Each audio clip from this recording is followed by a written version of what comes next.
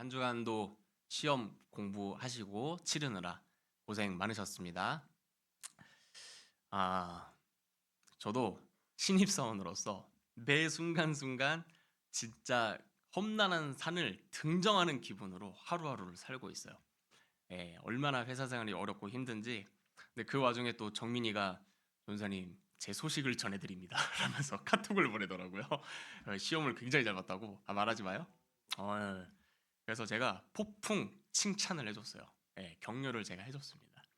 너무 고생하셨고요. 근데 시험을 내 기준보단 조금 못 봤다고 너무 또 낙심할 필요는 없습니다. 우리한테는 내일이 또 있어요.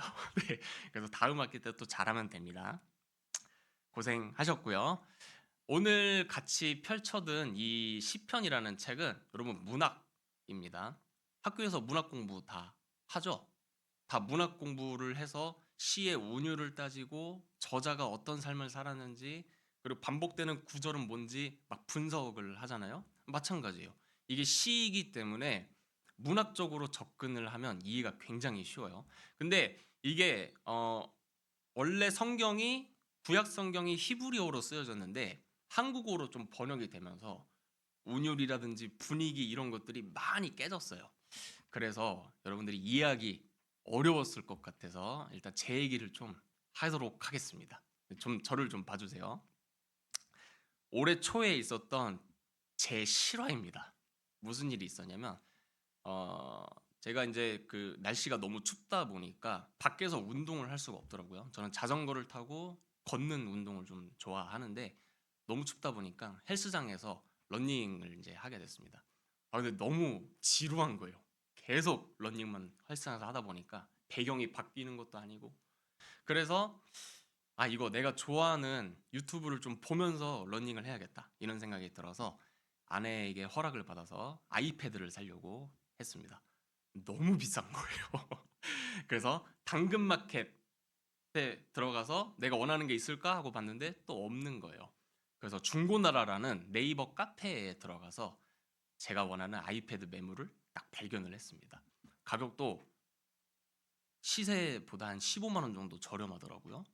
그래서 기쁜 마음에 그 사람한테 채팅을 걸었어요. 근데 본인이 지금 핸드폰이 고장이 났으니 채팅으로밖에 주고받을 수가 없대요. 그리고 자기가 수도권에서 되게 멀리 살고 있어서 수도권에서 멀리 살고 있어서 안전 결제를 활용을 해서 택배 거래를 하자는 거예요. 그거 좋다. 그래서 안전거래 링크 보내달라 해서 이제 URL을 받고 이제 네이버 안전거래 페이지가 나오더라고요. 그래서 제 이름, 제 주소, 제 정보를 입력을 다 하고 그 사람의 이제 정보를 확인을 한 다음에 그 사람의 계좌를 확인을 하고 25만 원을 입금을 했습니다. 근데 그 사람이 하는 말이 지금 입금 처리가 제대로 안 됐다는 거예요. 수수료를 포함을 해서 25만 800원을 입금을 다시 한번 해주면 기존에 입금했던 25만 원을 돌려받을 수가 있으니 수수료 포함해서 다시 입금을 해달라는 거예요. 뭔가 좀 이상하죠. 현진이는 처음부터 고개를 계속 휘젓더라고요. 이상하죠? 제가 너무 이상해서 잠시 멈추고 제가 다시 한번 URL을 확인을 해봤더니 네이버가 NAVER이잖아요. 근데 NAAVER.com으로 돼 있는 거예요. 사기다. 제가 너무 놀래갖고 지금 장난하시냐? 사기인 거 내가 다 알았다. 당장 25만 원 돌려달라. 그리고 지금 채팅한 거 다 캡처했다. 엿대기 싫으면 진짜 엿대기 싫으면이란 표현을 제가 했습니다. 실제로 엿대기 싫으면 바로 25만 원을 입금을 해달라. 그런데 그 사람이 나가고 채팅이 싹 다 초기화가 됐어요. 근데 다행히 제가 캡처를 다 떴기 때문에 이제 그 증거를 다 수집을 해서 그 김포 경찰서에 가서 이제 민원을 신청을 했습니다. 한 달 후에 경찰서에서 문자가 왔어요. 접수가 잘 되었는데 그 시민께서 입금하신 그 통장이 사기 통장이 경남 창원에 있어서 창원 경찰서로 이관이 됐다는 거예요. 한 달을 또 기다렸습니다. 한 달 뒤에 창원 경찰서에서 또 연락이 왔어요. 잘 접수가 되었고 조사 중에 있다. 연락이 왔습니다. 그리고 나서 또 한 달 뒤에 연락이 왔어요. 이제는 검찰한테 연락이 왔는데 뭐라고 왔냐면 시민께서 이제 보내주신 내용 잘 받아들여서 증거가 잘 채택이 되어서 조사를 한 결과 그 사람의 통장이 대포 통장이었고 그 사람도 명의를 도용을 당해서 이제 통장이 개설이 된 거니 돈을 돌려받을 수는 없고, 그럼에도 불구하고 그 명의를 준 사람은 처벌을 할 수가 있는데 제대로 된 처벌을 할 수는 없고 약식 기소 처리되었다는 연락을 받았습니다. 그리고 채팅한 사람의 근거가 지금 하나도 찾을 수가 없기 때문에 그냥 여기서 사건이 종결되었다는 문자를 받았어요. 예, 제가 그 문자를 받고 얼마나 화가 났는지 모르겠습니다. 이거 제대로 조사한 거 맞아?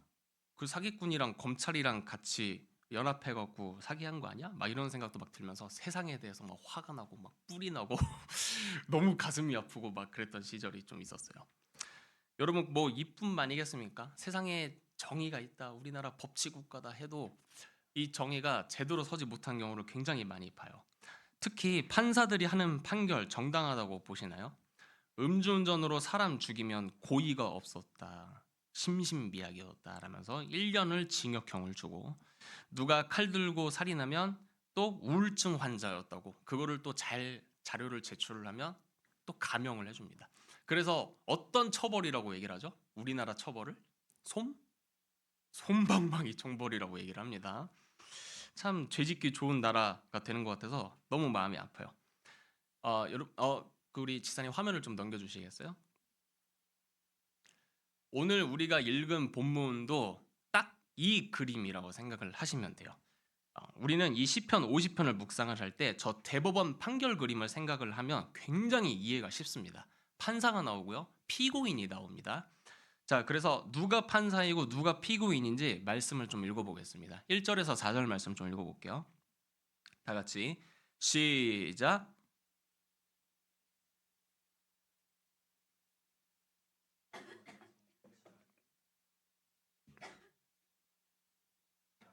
시온에서 하나님이 빛을 비추셨도다.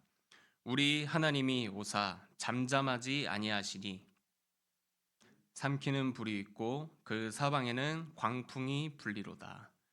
하나님이 자기의 백성을 판결하시려고 위 하늘과 아래 땅에 선포하여.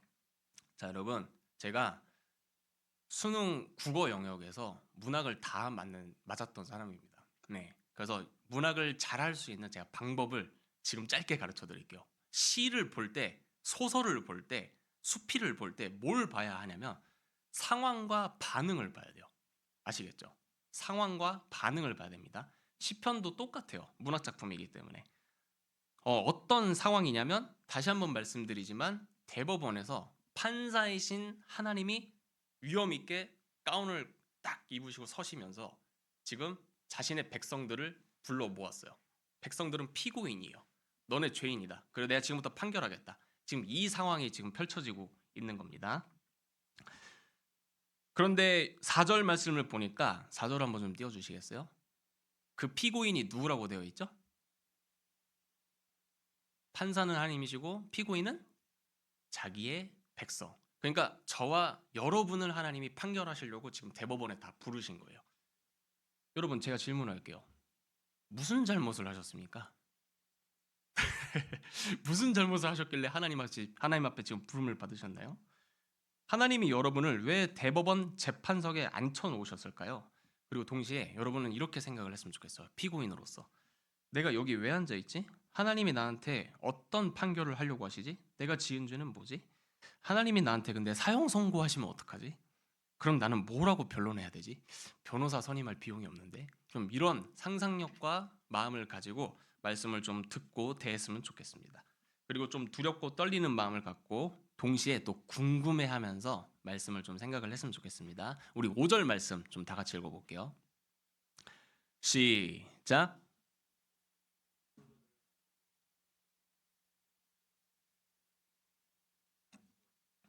여러분, 귀로는 제 말을 들으시고 눈은 저 본문을 좀 고정을 해보세요. 자, 지금 우리 판사이신 하나님이 피고인인 우리들한테 어떤 문제로 좀 삼으시고 재판을 하려고 하시죠? 제사.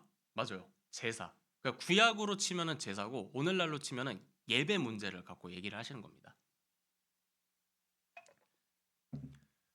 야, 너네 예배 잘 드리고 있는 거 맞아? 너네 예배 태도에 문제가 있는 거 알고 있니? 예배 자꾸 그따위로 드릴래? 라면서 하나님이 지금 궁서체로 중저음의 바리톤 음성으로 말씀을 하고 계십니다. 아주 근엄하고 위험 있게 판사 가운을 입으시면서 예배 문제로 내가 너네를 불렀다. 이렇게 지금 말씀을 하고 계세요.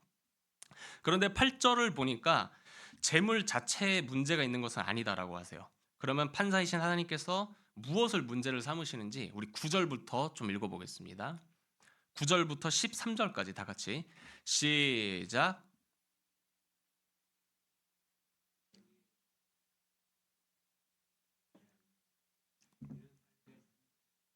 무산의 가축이 다 내 것이며 산의 모든 새들도 다 내 것이며 들의 짐승도 내 것이미로다. 내가 가령 줄여도 내게 이르지 아니할 것은 세계와 거기 충만한 것이 내 것이미로다. 내가 수소의 고기를 먹으며 염소의 피를 마시겠느냐.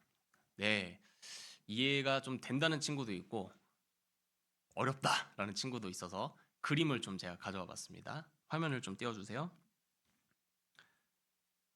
우리나라 사람들이 대대로 조상님들한테 제사를 드릴 때 저런 모양으로 제사를 드립니다. 제사의 방법이 여러 가지가 있을 텐데 왜 하필 음식을 저렇게 차려 놓을까요? 이거 좀 대답해 줄 친구 있어요? 우리 정민이? 왜 저렇게 음식을 다 차려 놓죠? 우리 조상님 눈에 보이지도 않는데. 엄청 뭐 정답을 기대하고 물어본 건 아닙니다. 네.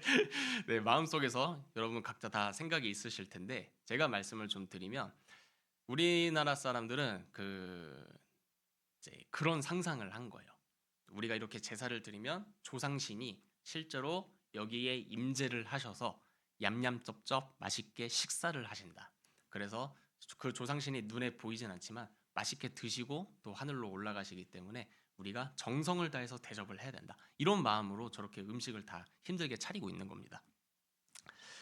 여러분, 이런 독특한 발상이 당시 이스라엘 백성들한테도 있었어요.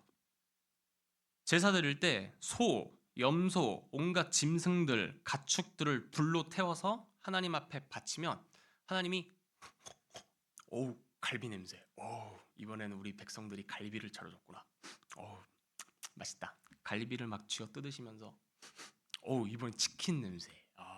이번에는 BBQ 치킨이구나. 이러면서 하나님이 치킨을 드신다고 실제로 상상하고 그렇게 제사를 드렸다고요. 실제로. 우리나라 사람들도. 여러분 근데 이거 맞아요? 틀려요? 틀려요? 맞아요? 틀려요? 왜요? 우리 하나님은 영이세요. 몸이 없으십니다. 시공간을 초월해서 지금 전 세계에 있는 모든 교회에 동시다발적으로 임재하셔서 각각 교회에 필요한 말씀들을 하시고 각각 필요한 사람들한테 은혜를 주시고 각각 다르게 역사하시는, 그러면서도 한 분이신, 이게 가능한 신 하나님이시기 때문에, 영이시기 때문에 하나님은 음식을 드실 필요가 없어요. 배고픔을 느끼실 존재가 아닙니다, 그분은. 그런데 이스라엘 백성들은 멍청하게도 하나님이 그렇게 냄새를 맡아가면서 맛있는 음식을 드신다고 생각을 한 거예요. 엄청 오해가 있었던 거죠. 여러분 근데 이 재물을 하나님께 왜 바치도록 하나님은 하셨나요? 뭐 그런 궁금증을 갖고 지금 제 얘기를 들어보십시오. 그냥 하나님께 곧장 나아가서 예배드리면 되지 왜 굳이 동물들을 죽이죠? 제가 설교 때 자주 얘기했지만 또 처음 듣는 준성이도 있으니까 다시 한번 좀 설명을 드리겠습니다. 하나님은 두 가지 속성을 갖고 계신다고 제가 항상 강조드렸죠. 첫 번째 뭐죠? 정의. 그렇죠. 또 사랑. 하나님은 완전한 정의를 갖고 계세요. 그래서 우리가 티끌의 제약, 조금의 제약만 갖고 있어도 단칼에 우리를 죽여버리시는 정의로우신 하나님이십니다. 근데 그럴 수밖에 없죠. 온 우주를 통치하시는 완벽하신 하나님이 당연히 완전한 정의를 갖고 계셔야 되지 않겠어요? 그러니까 우리를 보실 때 하나님은 우리를 용납을 못 하세요. 너무 우리가 더럽기 때문에.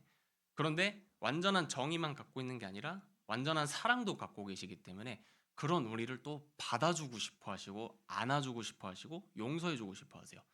그래서 마련한 제도가 제가 뭐라고 얘기했죠? 항상 대속. 그러니까 하나님은 단칼에 우리를 죽이실 수밖에 없는데 우리를 사랑하셔서 우리로 하여금 하나님께 나아갈 수 있는 제도를 마련을 하셨는데 그게 바로 대속.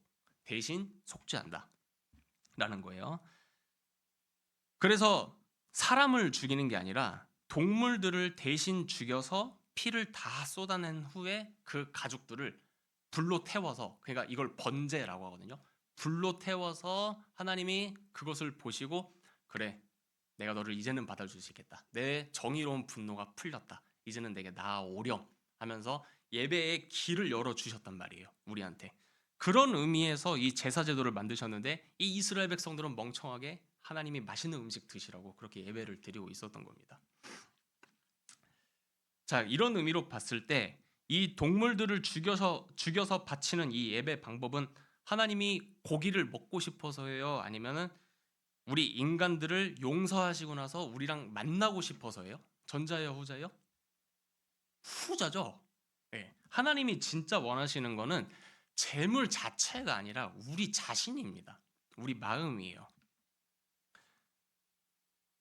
하나님은 우리 인간을 사랑하신 것처럼 동물들도 아끼고 사랑하십니다. 우리 10절, 11절 말씀 좀 띄워주시겠어요? 읽지는 않고 눈으로 한번 볼게요. 10절, 11절 말씀.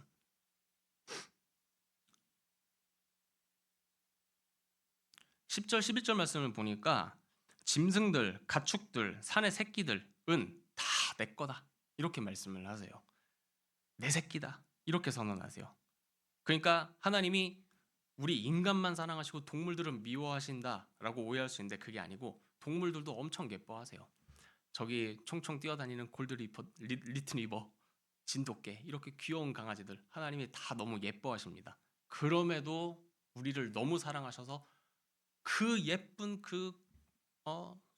송아지, 염소, 강아지들, 그런 양들 이런 애들을 다 어쩔 수 없이 죽이신 거란 말이에요. 그러니까 겨우 허락을 하신 거예요. 그러면 이런 하나님께 나아갈 때 좀 염치 없이 그러면서도 동시에 감사하는 마음으로 나아가서 제물을 바쳤었어야 했는데 하나님이 동물 고기를 못 먹어서 배고파 하시니까 마지못해 바치겠다는 그 꾸역꾸역 종교적인 그 행위를 가지고 그냥 어쩔 수 없이 나아갔던 겁니다. 그러니까 하나님이 이런 우둔한 백성들을 가지고 판사로서 판결을 하시겠다고 하시는 거예요. 자, 그러면 진짜 우리에게 원하시는 제사의 방법은 무엇인지 좀 우리 14절, 15절 말씀 다 같이 읽어보겠습니다. 시작.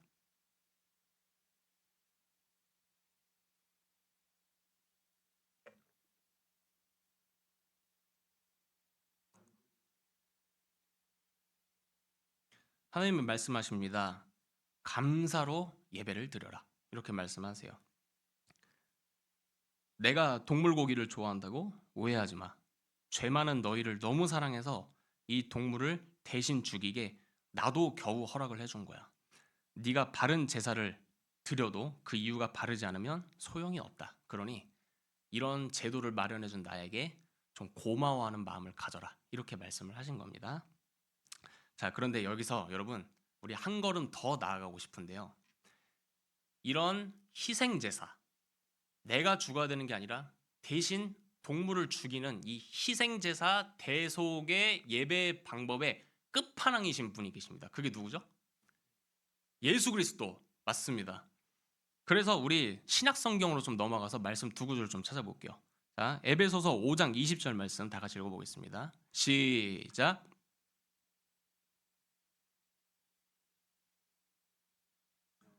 여기서 중요한 두 단어만 길러 올리자면 예수 그리스도 감사하라. 이렇게 얘기할 수 있어요. 예수 그리스도 감사하라. 자, 다음 말씀 또 읽어보겠습니다. 데살로니가전서 5장 18절 말씀. 시작.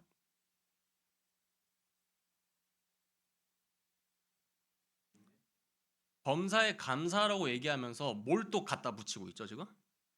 그리스도, 예수 그리스도를 갖다 붙이고 있어요. 이렇게 신약 성경은 감사라고 얘기를 할 때, 감사라는 주제를 얘기를 할 때 예수 그리스도를 세트로 묶어서 감사하라고 얘기를 해요. 그러니까 이런 감사는 우리가 아니고 세상 사람들도 다 할 수 있습니다. 하나님, 대학 붙여주셔서 감사합니다. 할렐루야. 하나님, 이번에 시험 공부 100점 맞게 해주셔서 감사합니다. 할렐루야. 이번에 정말 제가 좋아하는 여자친구한테 고백을 해서 사귈 수 있도록 허락해 주셔서 감사합니다. 할렐루야. 이거는 신앙의 이름을 갖다 붙이지 않아도 누구나 감사할 수 있어요. 맞죠? 그런데 우리 그리스도인들만 하나님의 백성으로서 누리는 특권으로서 할 수 있는 우리에게 있어서 유일한 감사는 내가 죽어야 할 그 자리에 귀하신 아드님이 이 땅 가운데 오셔서 십자가에서 죽으시고 우리를 위해서 죽어주신 그 피값으로 말미암아 새로운 살 길이 열렸고 그 길로 우리가 들어가서 하나님과 면대면으로 1대1로 교제할 수 있는 길이 열렸다는 것이 우리 신앙인들만 할 수 있는 유일한 감사라고요. 그러니까 하나님은 우리 백성들을 재판사로서 다 불러 모으시면서 예배 제도가 잘못되었는데 제도가 잘못된 것이 아니라 너네 마음이 잘못됐다. 내가 너네를 위해서 희생제사를 만들었는데 너네는 그걸 고마워하지 않고 내가 배고파서 먹는 걸로 생각을 했다. 오해를 풀고 내가 다시 한번 판결할 테니 너의 예배의 마음을 바꿔라. 내가 희생제사를 만든 것에 있어서 감사하는 마음을 가져라. 그 끝판왕은 예수 그리스도다. 이렇게 얘기를 하시는 거라고요. 자, 이해가 되셨죠? 그래서 원래 우리는 하나님 면전에 설 수도 없는 더럽고 추잡한 존재였으나 예수 그리스도라는 제물을 십자가에서 죽여 새로운 살 길을 여시고 하나님 앞에 누구나 다 나아올 수 있게 자비와 은혜를 베푸셨으니 그것을 놓고 감사하라고 다시 한번 제가 말씀을 좀 드리는 겁니다. 이것이 근데 말씀을 좀 띄워주시겠어요? 데살로니가전서 5장 18절 말씀. 그런데 그게 우리를 향한 뭐라고 되어 있죠? 하나님의 뜻. 하나님의 뜻이시니까 무조건 순종해야겠구나. 이렇게 생각을 할 수가 있어요. 그런데 영어 성경을 보면 저게 좀 더 자세하게 해석이 되어 있습니다. 뭐라고 되어 있냐면 God's will for you라고 되어 있어요. God's will for you. 여러분, will이 조동사로 쓰여지면은 동사가 붙으면서 뭐뭐 할 것이다. 미래를 나타내죠. 그런데 조동사로만 쓰여지지 않고 명사로도 이게 쓰여져요. 어떤 의미가 있죠? will이? 우리 중학생들 맞잖아요. 맞죠? will이 어떤 의미가 있죠? 뭐뭐 할 것이다. 그러니까 그건 조동사로 쓰여졌을 때. 근데 이 will이 명사로 쓰여지면은 어떤 의미가 있죠? 뭐뭐 할 것이다. 조동사로 말고. 의지. 그러면 이런 의미로 봤을 때 God's will for you라고 하면은 하나님의 뭐라는 뜻이에요? 하나님의 의지다 이 말이에요. 하나님의 의지. 그러니까 무조건 감사하는 것이 하나님의 뜻, 강요다, 순종해야 된다 이게 아니고 우리 안에 예수 그리스도라는 그 희생 제물에 고마워하는 마음이 생기도록 계속 그 마음을 우겨 넣겠다는 하나님의 그 끝까지 우리를 추적하시는 사랑을 얘기를 하는 겁니다. 이 사랑이 가지고 있는 독특한 특징이 뭐냐면 끝까지 갑니다. 우리 부모님들 여러분 키울 때 너네 이거 잘못했으니까 더 이상 내 자식 아니다. 나가라 이러지 않으시잖아요. 잘못해도 고치려고 하시고 또 잘못하면 또 고치려고 하시고 끝까지 가잖아요. 왜? 사랑하니까. 하나님도 우리에게 마찬가지라는 거예요. 하나님의 이 의지라는 것은 너네가 결국에는 지금 당장은 이게 와닿지 않는다고 할지라도 예수 안에서 날마다 감사하는 삶을 살고야 내가 그렇게 살도록 내가 만들고 말겠어라는 하나님의 그 강력한 의지를 얘기를 하고 있는 겁니다. 그래서 인생이 고단하고 지겹고 하루하루 버티는 것 같을 때에도 나를 위해 대신 십자가에서 죽어주신 그 예수 그리스도만 생각을 하면 감사해서 눈물이 절로 터져나오게 여러분을 반드시 이끌고 말겠다는 그 하나님의 결심을 얘기를 합니다. 말씀을 좀 맺겠습니다. 그래서 일주일에 한 번 드리는 이 예배의 자리는 여러분 심상치가 않은 자리입니다. 세상은 얘기를 해요. 왜 멍청하게 그렇게 11조 드리고 그래? 네가 원하는 대로 써. 야, 주정원금을 왜 드려? 이렇게 충동질을 해요. 하지만 우리는 예수님께 받은 은혜가 너무 감사해서 이 예물을 드리는 거란 말이죠. 그리고 예수님께 받은 은혜가 너무 감사해서 이 주일 예배에 나와서 우리가 찬양을 드리고 예배를 드리는 겁니다. 근데 이 중에도 이런 사람이 있을 수 있겠죠. 엄마가 가라고 했으니까. 아빠가 가라고 했으니까. 근데 여러분, 이 우리 중고등학생 시기는 여러분이 다 자아 정체성이 형성이 되어가고 있는 시기입니다. 그래서 경험이 부족하고 아직 키가 자라지 못했다고 할지라도 사실 준성인이에요. 여러분 정도면 스스로 생각하고 스스로 신앙하고 스스로 공부하고 그러는 나이란 말이에요. 그러니까 여러분 부모님이 시켰다고 그렇게 예배드리고 살지 마시고 하나님이 나를 위해서 십자가에서 죽어주셨다고 너무 감사하다. 그것을 날마다 스스로 새기면서 하루에 5분이라도 10분이라도 예수 그리스도의 그 희생을 생각을 하면서 감사의 자리로 좀 나아가는 시간들을 많이 가졌으면 좋겠습니다. 그리고 그 예배 자리가 그런 자리니까 그러는 마음을 가지고 주님 앞에 나았으면 좋겠습니다.